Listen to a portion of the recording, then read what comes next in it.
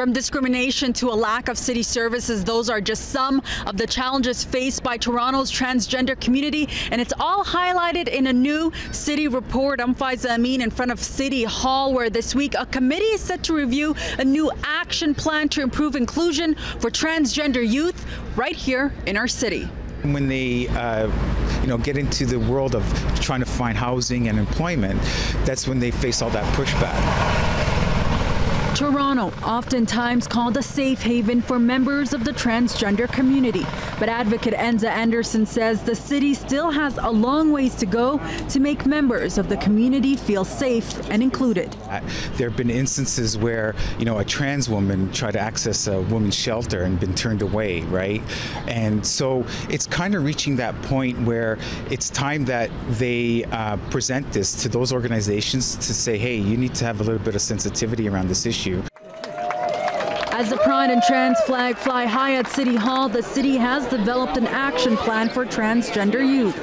In what Councillor Paula Fletcher is calling a groundbreaking report, the Community Development and Recreation Committee will be considering a plan that highlights the shortcomings of a city that 32% of transgender Canadians call home. That's over 57,000, according to the plan. And we've looked at and found that there's really not enough services. There are a number of social, emotional issues. That action plan highlights the persistent discrimination transgender youth face with employment, housing, mental health, and safety. The plan references studies that reveal a startling reality. 98% of trans people over the age of 16 have reported at least one incident of transphobia.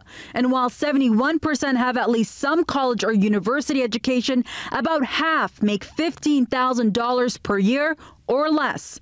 Finally, 50% of transgender youth aged 16 to 24 struggled with suicidal thoughts. What they've highlighted in the document isn't anything new in terms of discrimination and opportunities. Just the way I am. A new trans youth advisory group will lend its voice to the work that needs to be done.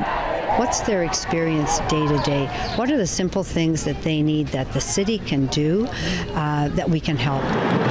Once the report gets approved by the committee, staff will work on how to implement it before it receives approval from City Council in November. And for this transgender advocate, the hope is this plan leads to a more inclusive Toronto. Now it's kind of that action plan, right, to move in and move forward in terms of implementing all that's there. And the action plan is set to go in front of the committee for approval on Wednesday in front of City Hall. I'm Enza Andersen for City News.